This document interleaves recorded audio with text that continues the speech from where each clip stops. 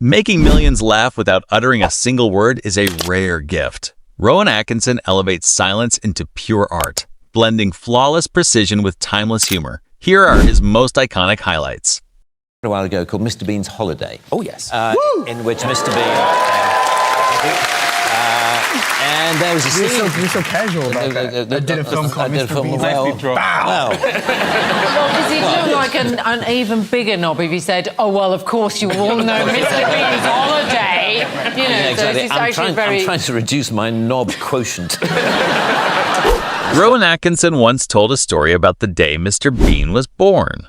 Do you remember that night? Yes, I certainly remember the night. It was a one-off. It was a one-night review, and I was asked if I wanted to do something, and I couldn't think of anything. And I'm not really a very diligent writer, so I thought I just stood in front of a mirror, to be honest, and I just started pulling faces. I mean, for want of a better term, and I just sort of, was doing this.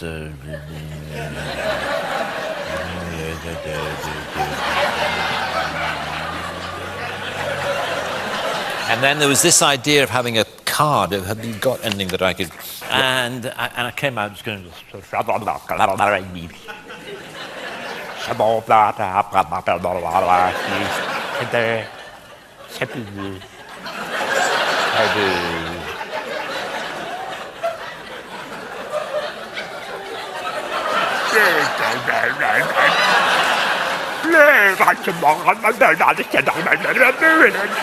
Anyway, it was something like that. It was...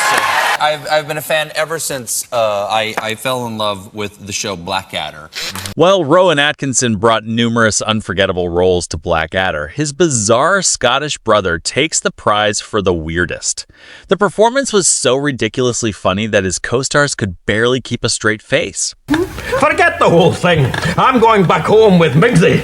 Yes, yes, yes. Oh, show me the glen where the kipper roams free and together. Oh, I'm so sorry. I'm so sorry. Got too funny. Sorry. It's so funny to me that he addressed all the Miggins.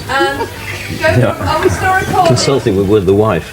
You see, after backing you off, some Fridays. Yeah, I know what you mean. I'm going to look at you. You're looking that way. I understand everything. I know what it's like. I mean, you've got a difficult job. 45 miles commuting every day. Well, Elton. I'm sure the first question that everybody would like to ask you is this. Funny name, Elton. How did you come by it? Well, I used to be in a band, and I wanted to become a singer in my own right, and I wanted to choose a name, and the saxophone player in the band was called Elton, so I chose that name. Did you ever consider John Elton?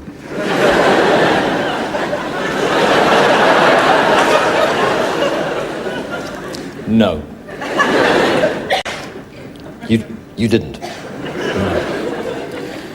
Okay. Right, well, let's start with those early albums, then. One of which I believe was called simply Elton John. Yes, that's correct. And you didn't feel awkward with the name at all? No. You didn't feel that people might say, wait a minute, they mean John Elton. They've cocked up the record sleeve and printed the bloody name the wrong way around. No, I thought it sounded great, and, I thought people would be more interested in the music rather than the name.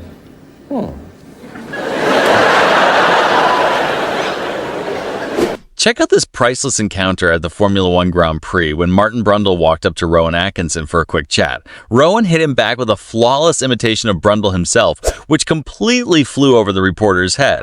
Even Mr. Bean would love that level of irony. What would Mr. Bean reckon to all of this Formula 1 malarkey?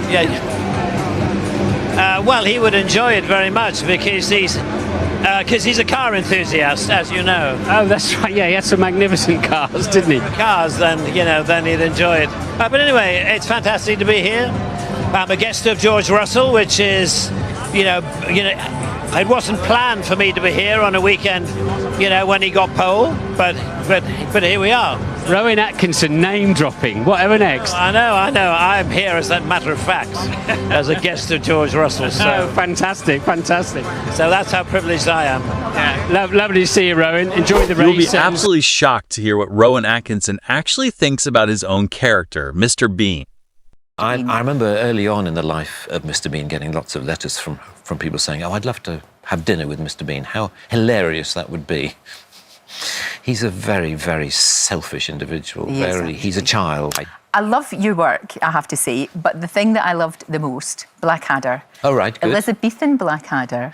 Oh, right. You became a sex symbol because of that. Oh, pish. No, it's not pish. It's true. Look, it was yes. It was just the whole persona, and you really suited the outfit. I have to say. Yeah, that costume. Yeah, sadly, I haven't had occasion to wear. Yeah, it was great, and it was a great time, the Blackadder. Oh, brilliant. And of course, rather bizarrely, the Blackadder was 80s, wasn't it? You forget. I mean, I know. By the end of the 80s, we'd sort of done it. Crisis, Baldrick, crisis! No marriage, no money, and more bills. For the first time in my life, I've decided to follow a suggestion of yours. If I may make so bold, a major crisis has arisen in your affairs.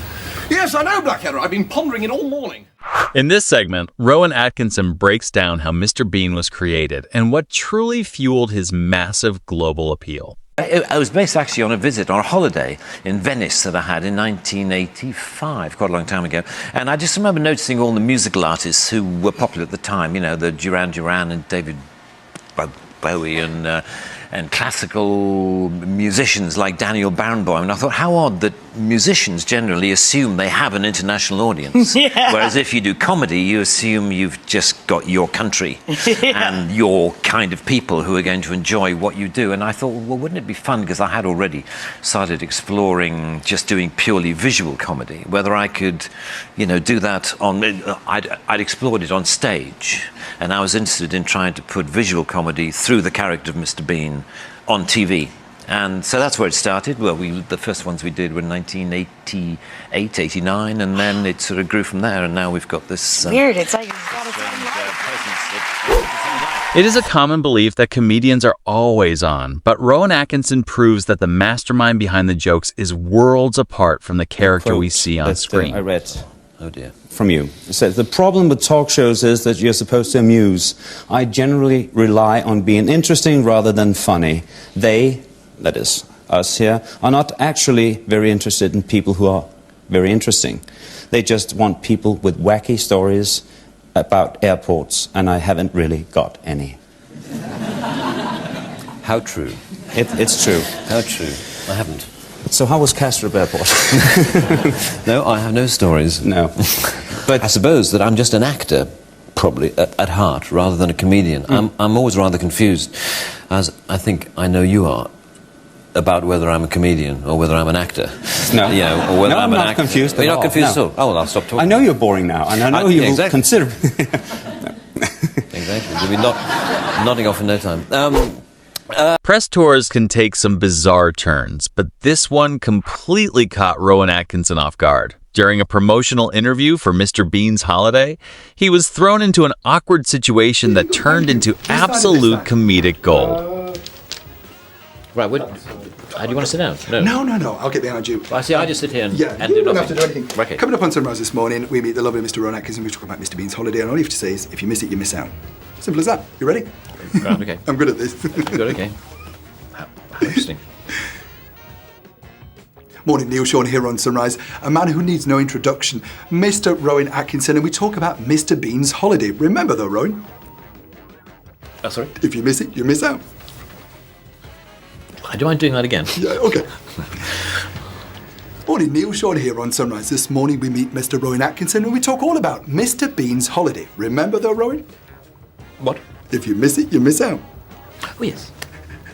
Don't miss Rowan Atkinson on Unfortunately, John is unable to be with us tonight, and so I'd like to ask his co-star David Forbert to accept the award on his behalf. David.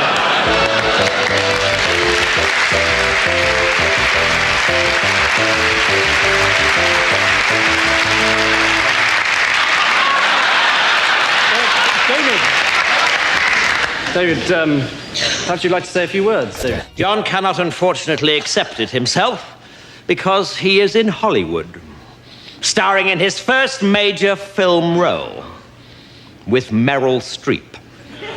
I am, however, not in Hollywood, not having been offered even a minor role in an 8mm pornographic movie. So what is it that Johnny has got that makes him stand apart from other actors of his generation? Well, I think we all know the answer to that one. Syphilis. I did a credit card commercial in New York a few years ago, and it was a story in which I had to play a bungling British secret agent. And there's this beautiful woman gets out of a limo in the middle of New York, and he sees her. And this scene was when I had to look at her as if I'd just fallen in love with her. Right. And the director said, just imagine that you've just seen your wife for the first time. And my wife happened to be on set at the time. And she said, no, that won't work. Tell him to look at her as if she's his new Aston Martin. Oh, well. And then it'll work. Oh, that'll work. And she was right. In fact, it inspired me no end. I looked at her like no woman has ever been looked at. Really? Can you give us that look? I'm curious. Yeah. Can I do it?